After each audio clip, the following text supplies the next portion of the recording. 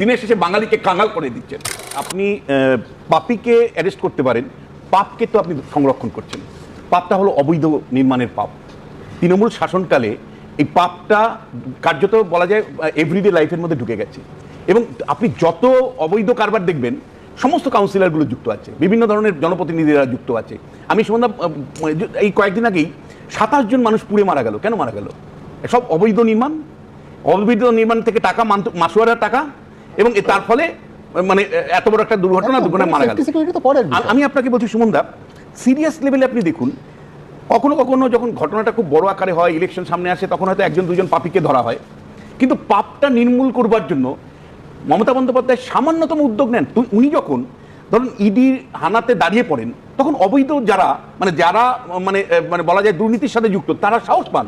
আমি বলছি মমতা বন্দ্যোপাধ্যায় যখন কার্যত বলা যায় না কোনো দুর্নীতি হয়নি, কিছুই হয়নি, যখন হুট করে বলে দেন, তখন মানে কার্যত সেই দুর্নীতিটা প্রতিষ্ঠা পায়। আমি বারবার আপনাকে বলছি, এই কাউন্সিলরদের মধ্যে একটা বড় অংশ, এই যে এইবারও নির্বাচনের পরে হয়তো আবার নির্বাচন হবে, যদি তৃণমূল ক্ষমতায় আসে, কাউন্সিলররা কিভাবে নির্বাচিত হয়?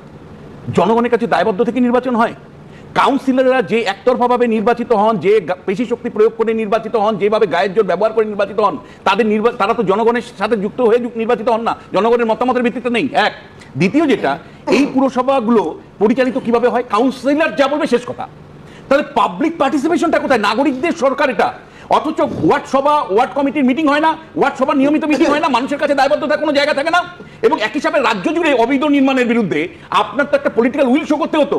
আপনি অবৈধ নির্মাণ হচ্ছে, টাকা জোগাড় হচ্ছে, টাকাটা পার্টি ফান্ডে বা কোথাও একটা দিচ্ছে, পার্টি সচল থাকছে, তাই অবৈধ নির্মাণটাকে আপনি মানে কার্যত বৈধতাও দিয়ে দিয়েছেন।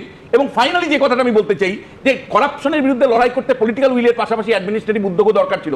একটা লোকায়ুক্ত বিল পাস করেছেন, একটা আপনি সিঙ্গেল উদাহরণ দিতে পারবেন? পশ্চিমবাংলায় লোকায়ুক্ত নাম প্রতিষ্ঠানটা আছে বটে, একটা দুর্নীতির বিরুদ্ধে তদন্ত করে শাস্তি দিয়েছে, এবং সেই লোকায়ুক্ত প্রতিষ্ঠানকে আপনি জেলা স্তরে নিয়ে যেতে পারতেন, শক্তিশালীভাবে একটা দুর্নীতি দমনের জন্য উদ্যোগ নিতে পারতেন। দুর্নীতির সাথে সহ অবস্থান করছেন, সর্বক্ষেত্রে আপনি প্রাতিষ্ঠানিক রূপ দিচ্ছেন, হয়তো আপনি জয়ী হচ্ছেন সুমন্দা, কিন্তু দিনের শেষে বাঙালিকে কাঙাল করে দিচ্ছেন।